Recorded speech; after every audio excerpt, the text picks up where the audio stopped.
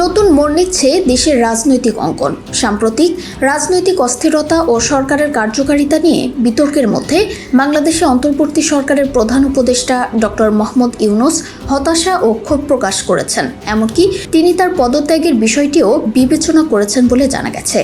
গতকাল রাজধানীর যমুনায় অবস্থিত প্রধান উপদেষ্টার কার্যালয় ও সরকারি বাসভবনে অনুষ্ঠিত উপদেষ্টা পরিষদের বৈঠকে ডক্টর মোহাম্মদ ইউনূস অনির্ধারিত আলোচনায় অংশ নেন।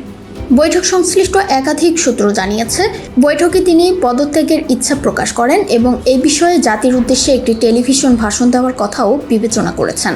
নির্বাচনকালীন সহায়ক সরকারের দায়িত্ব গ্রহণের পর থেকেই আন্তর্জাতিক শান্তিতে নোবেল বিজয়ী ডক্টর মোহাম্মদ ইউনূস একটি গ্রহণযোগ্য, সুষ্ঠু ও নিরপেক্ষ নির্বাচন আয়োজনের প্রতিশ্রুতি দিয়েছিলেন। কিন্তু সাম্প্রতিক সময়ে রাজনৈতিক অস্থিরতা, সরকারের কার্যকারিতা নিয়ে ওঠা প্রশ্ন এবং একটি পক্ষের লাগাতার সমালোচনার মধ্যে পড়ে দৃশ্যতভাবে হতাশ হয়ে পড়েছেন এই অর্থনীতিবিদ। সূত্র অনুযায়ী প্রধান উপদেষ্টা তার সরকারের কার্যকারিতা নিয়ে চলমান বিতর্ক ও ব্যর্থতার দায়ভার নিয়েই হতাশ হয়েছেন।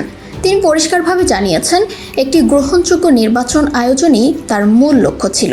কিন্তু সাম্প্রতিক ঘটনা প্রবাহ সেই লক্ষ্য পূরণে বাধা হয়ে দাঁড়াচ্ছে। ডক্টর ইউনূস বলেছেন, আমি মানুষের কল্যাণে এসেছি, কিন্তু আমার সততা নিয়েই প্রশ্ন তোলা হচ্ছে। এই অবস্থায় দায়িত্বে থাকা নৈতিক নয় বলেই আমি মনে করছি। বৈঠকে উপস্থিত অন্য উপদেষ্টারাও উপস্থিতির গুরুত্ব অনুধাবন করে তাকে সিদ্ধান্ত পুনর্বিবেচনার অনুরোধ করেন।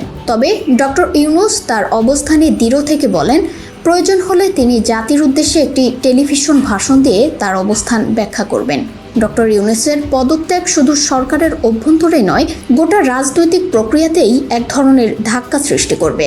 অন্তর্বর্তী সরকারের উদ্দেশ্যে যদি প্রশ্নবিদ্ধ হয়, তাহলে সুষ্ঠু নির্বাচন আয়োজন নিয়েও অনিশ্চয়তা তৈরি হবে। ডক্টর ইউনূস সরকার দায়িত্ব নিয়েছিল একটি নির্দলীয় ও গ্রহণযোগ্য নির্বাচনী পরিবেশ নিশ্চিত করতে।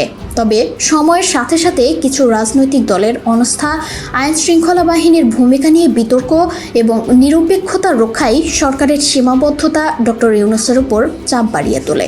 বর্তমানে প্রধান উপদেষ্টার পদত্যাগের কোনো আনুষ্ঠানিক ঘোষণা না এলেও এই সম্ভাবনার কথা সামনে আসায় রাজনৈতিক মহলে আলোচনার ঝড় বইছে। বিশেষ করে নির্বাচনকে কেন্দ্র করে উত্তপ্ত রাজনৈতিক পরিবেশে এই খবর জনমনে আরও উদ্বেগ বাড়াবে বলেই ধারণা বিশ্লেষকদের।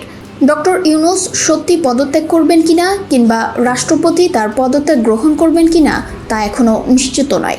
তবে একটি বিষয় স্পষ্ট, দেশের রাজনৈতিক অঙ্গনে এই মুহূর্তে বড় ধরনের অস্থিরতা ও অনিশ্চয়তা বিরাজ করছে। আমরা পরিস্থিতির উপর নজর রাখছি এবং কোনো আনুষ্ঠানিক ঘোষণা এলেই আপনাদের জানাবো। একজন নোবেল বিজয়ী অর্থনীতিবিদ যখন বলেন এই দায়িত্বে থাকা নৈতিক নয়, তখন প্রশ্ন উঠবেই।